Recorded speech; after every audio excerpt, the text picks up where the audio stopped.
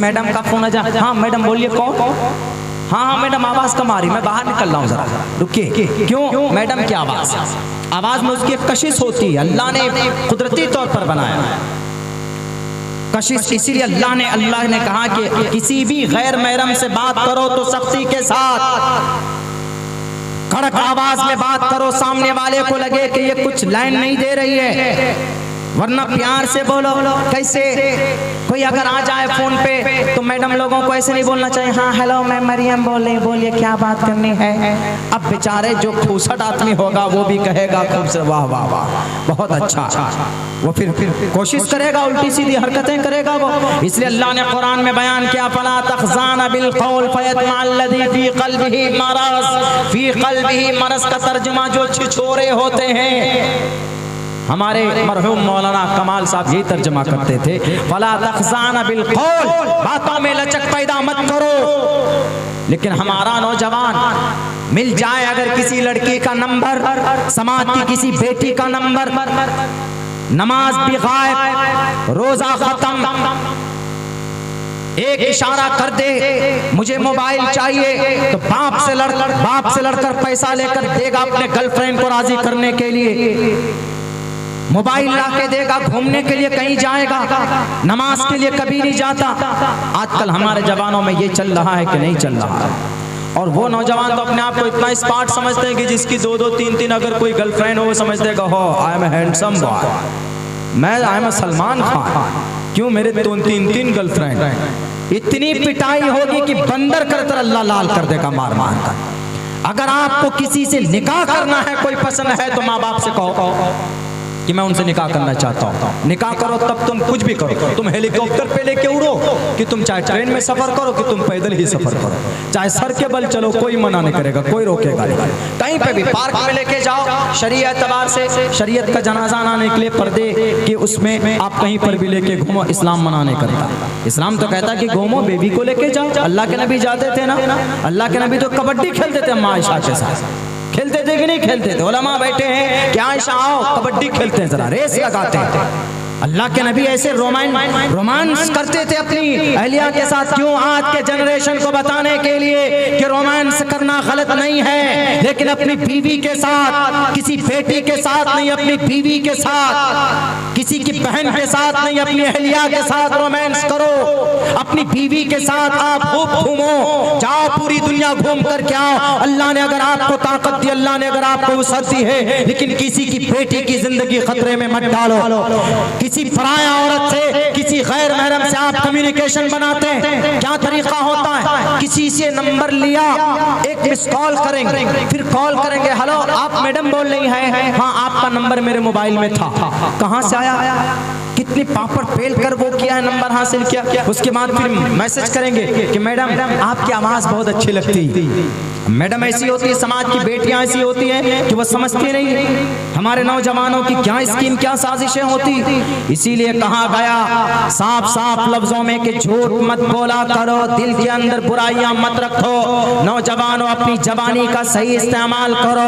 रातों को 3-3 घंटे तक बात करते हो, अल्लाह देख रहा है, अल्लाह आसमानी दुनिया पर आता है। आज हमारे लिए, आपके लिए एक बहुत बड़ा चैलेंज खड़ा किया गया है नौजवानों। अल्लाह पूछेगा कल क़यामत में कि तुम्हारे नजरों के सामने में पर्दे के ऊपर मखालफत की गई थी, पर्दे के ऊपर जस्टिस आया था, वो डिसीजन लिए गए थे, आपने कौन सी बात की? आपने कानून के मुताबिक बात की? आपने सुप्रीम कोर्ट में पिटीशन दाखिल किया कि नहीं किया?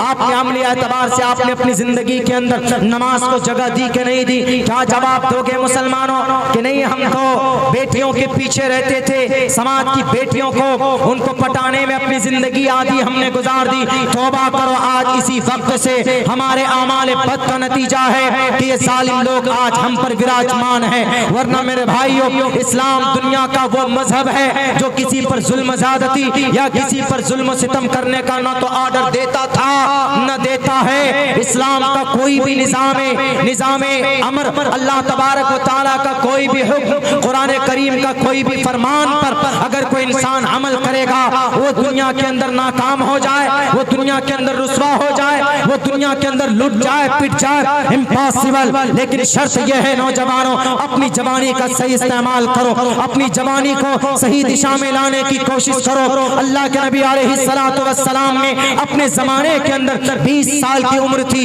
एक जालिम, एक लबीद इब्न आसिम ने एक अपने शेयर मार्केट में, अपने बिजनेस ताजिर में एक अपने दोस्त जिनका नाम था ज़बीद, उनके माल को हड़प लिया था। तो अल्लाह के नबी के पास आए। अल्लाह के नबी अलैहिस्सलातु वस्सलाम ने कहा कि मैं तुमको इंसाफ दिलाऊंगा, मैं जाऊंगा सुप्रीम कोर्ट तक, मैं जाऊंगा हाई कोर्ट तक। उस वक्त तो अल्लाह के नबी थे, 20 साल की उम्र थी, नबुवत आपको अता नहीं की गई थी, 20 साल के जवान थे। मेरे नौजवानों कितनी उम्र थी? 20 साल के जवान थे प्रॉफेट मोहम्मद रसूलुल्लाह सल्लल्लाहु अलैहि वसल्लम। लेकिन आप अलैहिस्सलाम ने जुल्म के खिलाफ आवाज बुलंद की थी, आप अलैहिस्सलातु वस्सलाम ने तशद्दुद के खिलाफ आपने खामोशी इख्तियार नहीं की थी। आज अगर आपकी शरीयत को पाबंदी लगाने की बात की जाती है, बैन करने की बात की जाती है, तो सबसे पहली बात तो ये कहता हूँ कि शरीयत पर अमल करो। माँ हो कि बहन हो कि भाई हो कि बेटा हो, हर किसी से यही रिक्वेस्ट करूंगा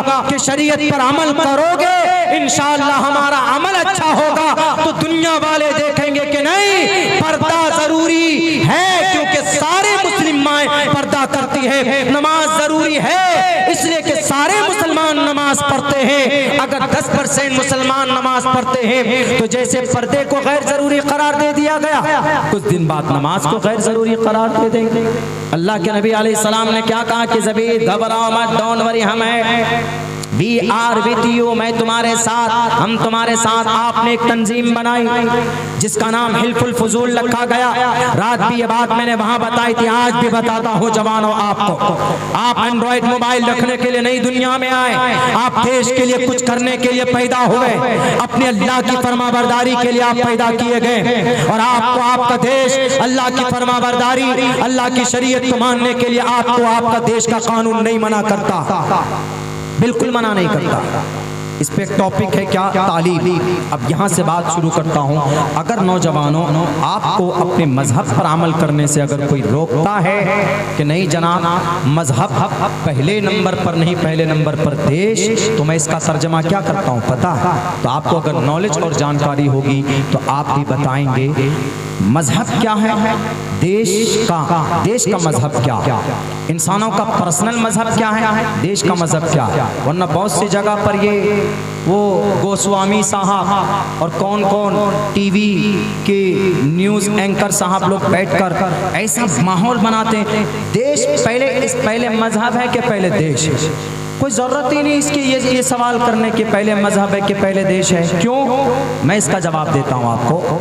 जितना हमारे लिए मजहब ज़रूरी है उतना ही हमारे लिए देश भी ज़रूरी है, दोनों जरूरी। धार्मिक एतबार से आदमी सबसे पहले किसका नाम लेगा? धार्मिक एतबार से। कोई पूछेगा कि what's your thought about your God, what's your imagination about your God, and what do you believe in which authentic books, कौन सी किताब पर आप बिलीव करते हैं? तो क्या जवाब देंगे? सबसे पहले क्या जवाब देंगे? वो तो ये कहेंगे ना, हिंदू भाई होंगे वो कहेंगे क्या, we believe in Shrimad Bhagavad Gita, we believe in Rigveda, we believe in Ramayana, we believe Mahabharata, we believe Samaveda, we believe in Yajurveda, ये कहेंगे।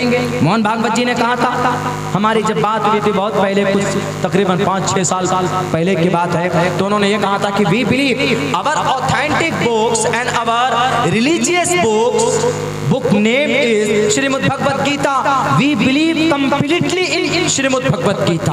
हम श्रीमद् भगवत गीता को अपना धार्मिक किताब